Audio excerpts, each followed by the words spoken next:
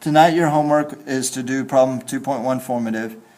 Let's look at the question real quick and find out what they want us to do. It says Aaron plans to buy new flooring for his rectangular office. His office is 7.9 meters by 6.2 meters.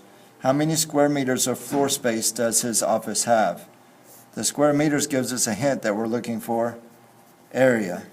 And we also know that it's a rectangular office, so we can draw a rectangle and label the dimensions of 7.9 by 6.2. Now, just like today when we said we need to estimate everything first to make sure that we have a reasonable answer and where our decimals should probably go. What are we going to estimate these numbers to? I think for 7.9 it would be a really good idea to make it 8, rounding it up to 8, and then rounding 6.2 down to 6. So if I estimate 8 times 6, I'm going to get 48. And since I rounded one number up and one number down, the number is going to be really close to 48. Now, instead of doing this work for you and you just copying me, we're going to do another problem similar using the dimensions 8.9 and 5.3. So I'm going to draw another rectangle just like we have on the front. 8.9 by 5.3. Again, my estimate, I'll round 8.9 up to 9, 5.3 down to 5, and my answer should be close to 45. Today we taught you to use these decimals but convert them to fractions since we do know how to multiply fractions. So 8.9 is actually 8 and 9 tenths times 5.3, which is actually 5 and 3 tenths. We know we can't multiply straight across because there's whole numbers in the way, so we need to make them improper fractions.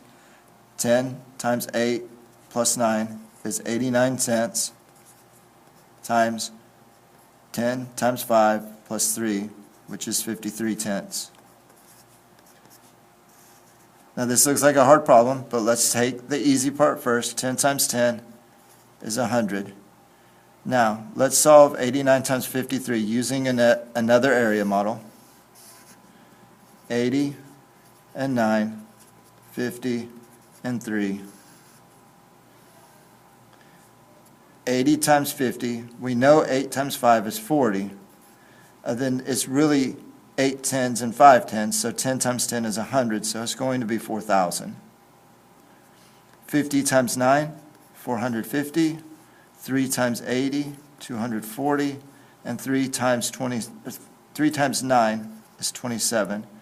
I'm going to start putting these together. I know these two to go together real nice with 4,450, and those go together real nice for 267. Now I just got to put those together.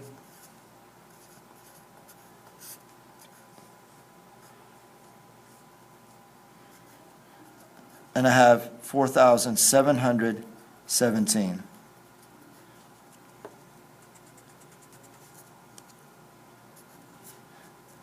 Now, 4,717 hundredths. If I look at my estimate of 45, I know that my decimal should have to go between the 7 and the 1 to make 47 close to 45. And our estimate is close to our actual answer of 47.17. So we can be reasonably sure that that's correct. Turn your page over now. Do the same thing for this area. And then once you find the area of this, you need to also find how much the flooring will cost. You're going to take that area and multiply it times the number, the cost. Now remember, we're going to be grading this based on the rubric. So it's more about the work that you do and understanding that work than getting the correct answer. Thank you.